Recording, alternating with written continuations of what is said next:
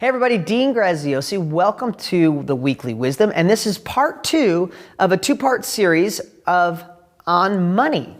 And I asked you last week to try and figure out what your relationship with money is. It's one of the weirdest relationships in the world, especially in today's society where we're being taught that money is evil and the top 1% are bad and the middle class is going away and the lower class is getting worse. And I'm going to say this again. I'm not saying that's true or untrue. I'm not saying that's good or bad. I'm just saying it's so emphasized and the left says this and the right says this, and are we going to stick down the middle? All of it drives me crazy. It's why I don't watch the news. I worry about my family and my life and helping those that are ready to be helped.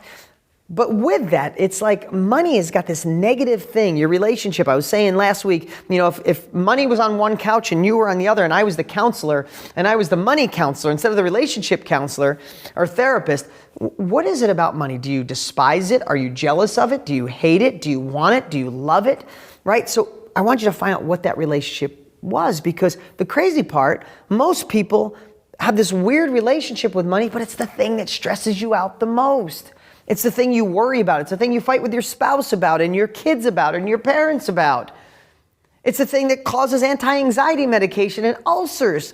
But this is something we hate. It's like being in love and you really want this person, but you push them away and then think about them every day and wish you could have them. It's so insane. So I want to give you my thoughts because I've been thinking a lot on this topic lately. And I believe my definition of money is it gets to make you a better version of you. If money earned ethically and spent and saved wisely is the greatest gifts you could give to yourself, to your family, society, and the world. And here's why. Here's what I know is I was broker than broke when I was a kid. Most of you know my story if you've seen me before. I lived in a trailer park with my mom when I was young. I moved in with my dad when I was 12 years old, and I lived in a bathroom with my dad. He was in a house with no heat. Some of it had no walls. At night, we'd plug in a heater and drag a mattress into the bathroom. I'd go to school without the dollar for lunch, and a lot of times we planted a garden. We ate out of the garden, or we didn't eat. My dad had a truck that was 20 years old with no heat. The window busted out of it with the back door roped on, and he dropped me off from school down the street, and that's all true. And I just know when we were young, all we thought about was money. It was just the only thing on our mind. There was no time to be my dad to become his best self. His whole thing was going after money. But what I realized, and this is not the way to get money today. I'll have more series on that and habits on money. I promise you. I just want to start this relationship and get you a better relationship with money. Because for me, when I look back and I can talk through this and talk with empathy and understanding, because I was that broke person with freezing and no food and all that kind of stuff. I've been through all these phases, so I can talk intelligently on this. What money's done for me, and maybe this will spark some thoughts for you, is now that I'm a dad, I get to be the healthiest I've ever been in my life. Extra money has allowed me to be a better person in my health-wise. Why? I can get a personal trainer. I can have a really great gym membership. Shop at Whole Foods and have nothing but organic food. I go to a nutritionist who checks my blood every 3 months and makes sure and get the right vitamins that match up. And today I went and got an IV, a vitamin IV. I get one every single week. I'm 47 right now. I just turned 47. And I feel the best I've ever felt in my entire life. Why is that important to me? Well, I want to feel good, of course. But what's more important is I'm setting a standard for my kids. Exercise and health is just a way of life. That's it. I exercise every morning at 5:15 a.m. I eat right. I do a spinach and protein shake every morning. They watch me do that. They're picking up the same habits. My daughter's starting to run with me one day a week. She's 9 years old. She's doing shakes. I don't have to teach them or show them or tell them how to be healthy. They're learning it by example. I couldn't do that if I didn't have money. So money helps me there.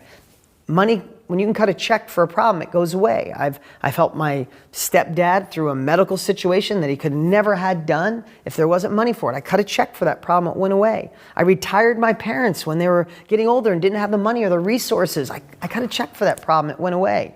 I had credit card debt when I was younger. I worried about it all the time. When I paid that off, it went away.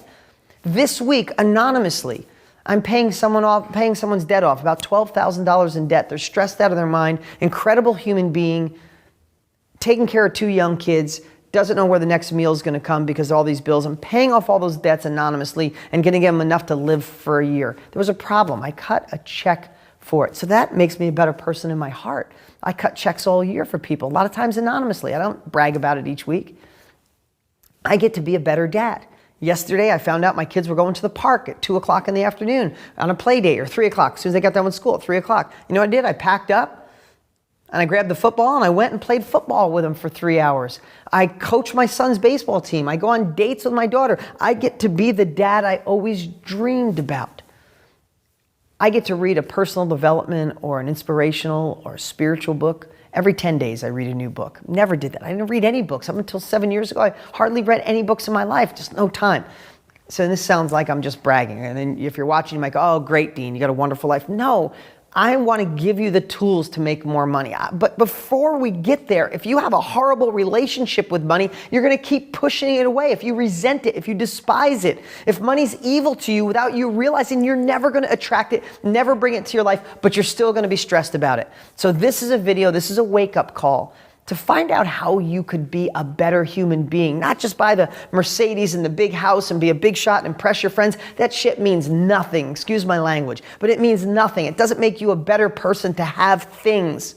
But when you become better and you set an example for society, you set an example for your children, you set an example that sticks in your family generation after generation, that's when you have a good relationship with money, and that's when you start attracting it. That's my message for the week. I'm Dean Graziosi. Thanks for watching. And if you don't have my New York Times bestselling book, Totally Fulfilled, then go grab it right now at deansfreebook.com. That's deansfreebook.com. Plus, I'm also throwing in my real estate book. Remember, these aren't just some ebooks. These are books. I'm a multiple New York Times bestselling author. They're incredible books. Go grab them. If you're at deangraziosi.com, you can get it right up here.